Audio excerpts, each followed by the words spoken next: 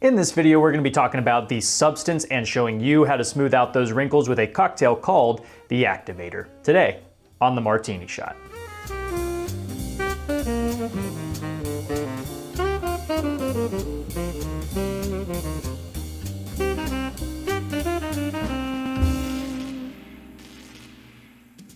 Hello and welcome to the Martini Shot, home of movie reviews and movie-themed cocktails. Before we get into the review, how about a drink? This is going to be a slightly fruity, slightly spicy cocktail that is going to have a very fun presentation that we'll get into in just a moment, but let's go ahead and start building the cocktail itself. Go ahead and grab yourself a shaker. First, you're going to be needing half an ounce of lemon juice, half an ounce of simple syrup, and 1 ounce of orange juice. For our alcohol, you're going to be adding 3/4 ounce of a chili liqueur. If you don't happen to have chili liqueur, you can always just use slices of jalapenos and muddle those in the shaker instead. And then you're going to be adding 3/4 ounces of Midori, a melon liqueur, and finally 1.5 ounces of tequila. Go ahead and throw some ice in that shaker and shake to chill.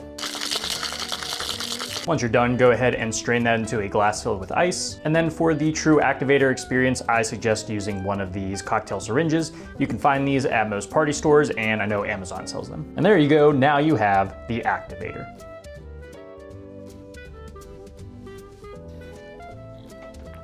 Whew.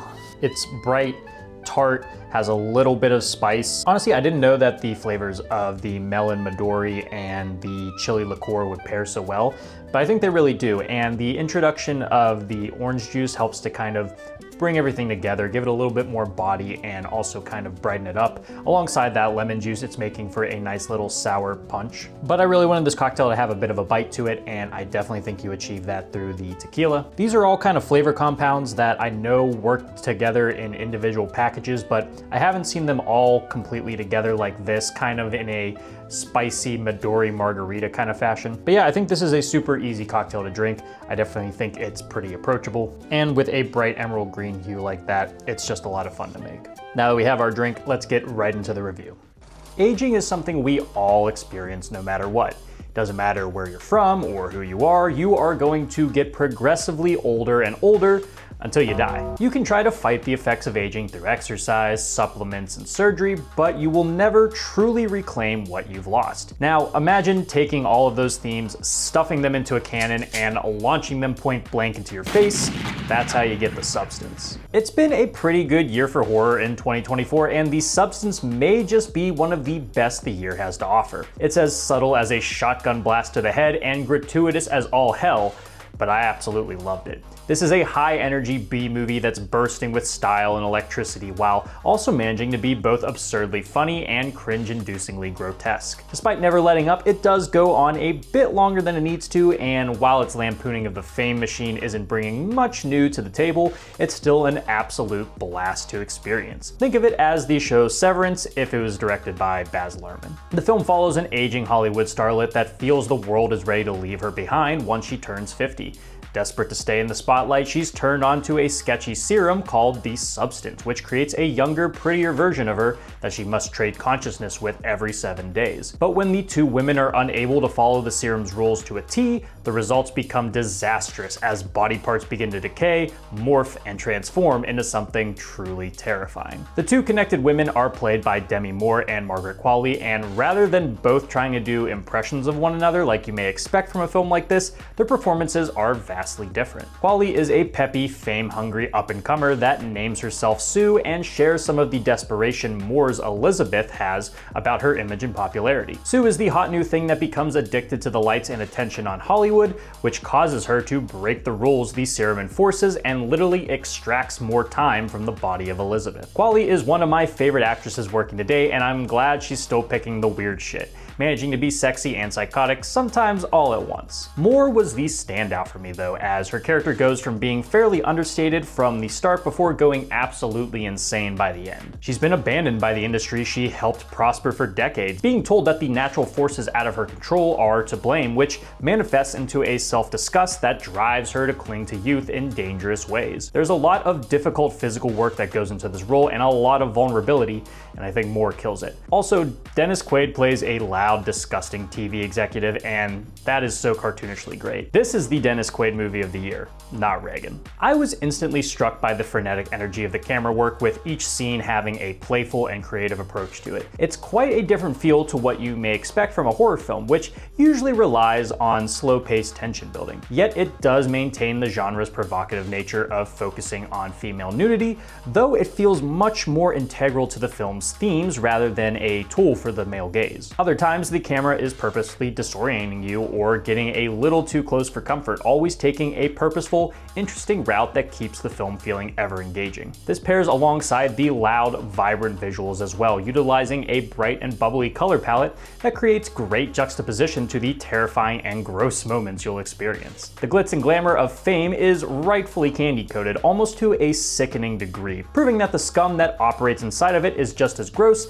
as the monster it creates. One only has to see Dennis Quaid absolutely destroying a bowl of peeled shrimp to get that. And then there's Elizabeth's bathroom, whose sterile, fluorescently lit sheen manages to create an otherworldly discomfort with very little color at all. I love when horror films can commit to a loud, boisterous visual style and not have it come out as headache-inducing. But like I mentioned before, the prettiness of the film is combated by some disgustingly impressive practical effects. From the initial body birth from the back that kicks off the film's central conflict to the off-the-deep-end bodily transformation that happens later in the film, you're sure to squirm at one point or another. It can get incredibly vile as blood, pus, and other bodily fluids begin to seep and shoot from seemingly every orifice. As the film goes on, we also get some stellar prosthetic work that completely transforms one of the characters, building up to a big, campy final creature that goes balls to the wall nuts. At the heart of it all is the theme of women in Hollywood and how they can be treated because of their age. Unlike men, who are usually allowed to age gracefully into their careers,